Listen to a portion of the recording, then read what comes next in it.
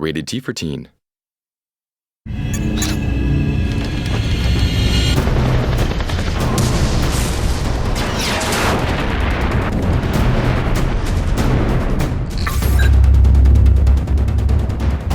Today we'll be talking about the way we represent the soldier of the future and his technology in GRAW 2. We'll take a look at the Ghost Leader Scott Mitchell, his equipment, his technology, and his supports. Hi, my name is Travis Getz. I'm the Authenticity Coordinator for Ubisoft's Red Storm Entertainment. Hi, I'm Olivier Doba. I'm the creative director for the single-player version of Ghost Recon Advanced Warfighter 2.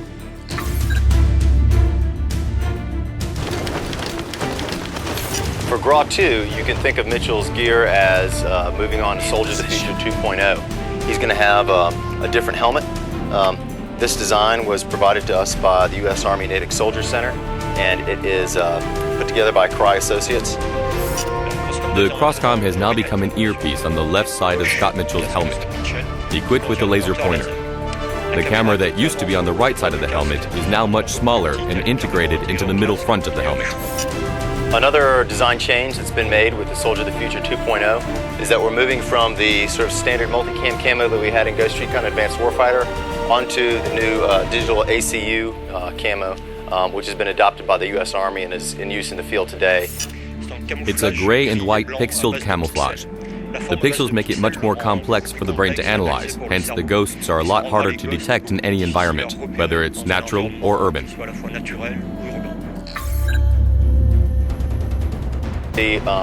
Primarily as one of the sort of key weapons, the X4 suite of weapons, which is the PX4, the CX4, and the RX4. We'll have grenade launcher variants of both of those, and through that and differences in scopes and optics and things, you can really have the weapon that works best for your mission profile.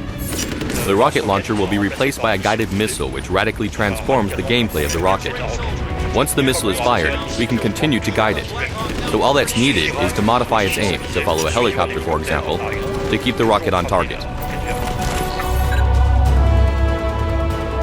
The enemy AI has evolved. This time it will be a lot more intelligent and will take more initiative, which will be obvious to the player.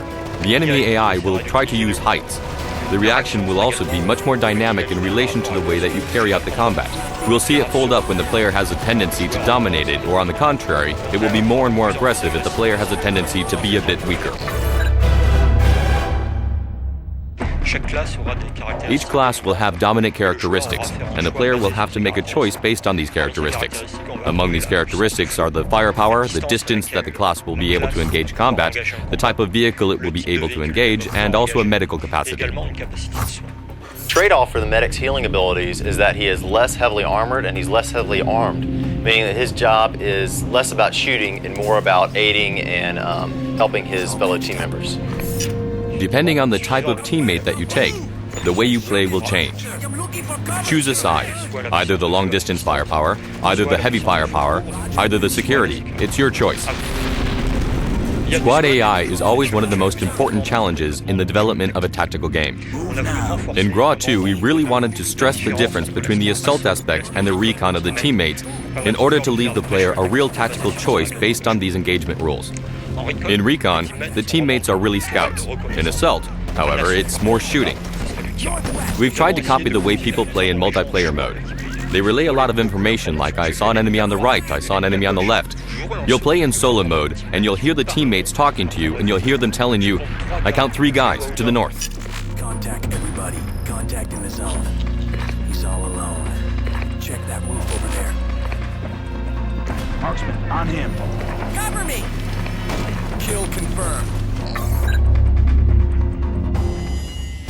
In Ghost Recon Advanced Warfighter 2, the crosscom has been advanced to what we call the crosscom 2.0. What's nice about this is that the players can actually command more. For example, if you have an Apache Longbow attack helicopter that's giving you air support during a mission, not only can you see his view in the upper left-hand corner of the screen, you can actually now see that view full screen, and you can control the camera on that Apache and direct his fire and tell him where you would like to have him give you assistance during the mission.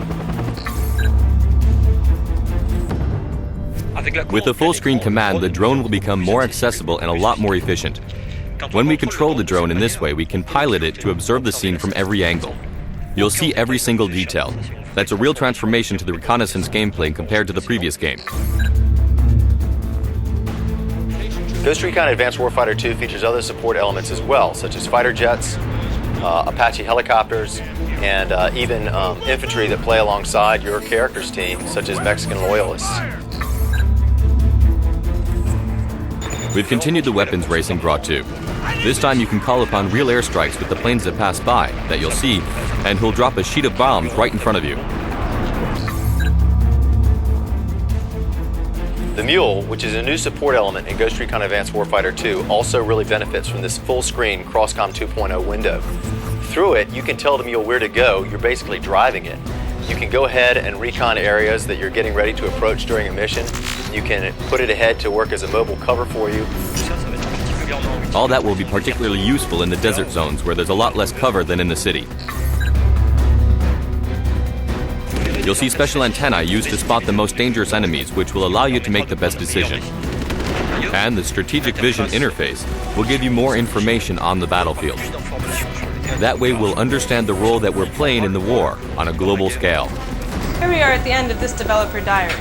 Next time we'll take a look at how we accurately recreated environments in Grot 2 and how they're different from Grot 1.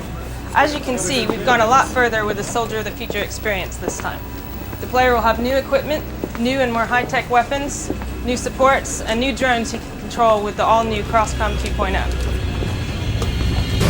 Crosscom activated.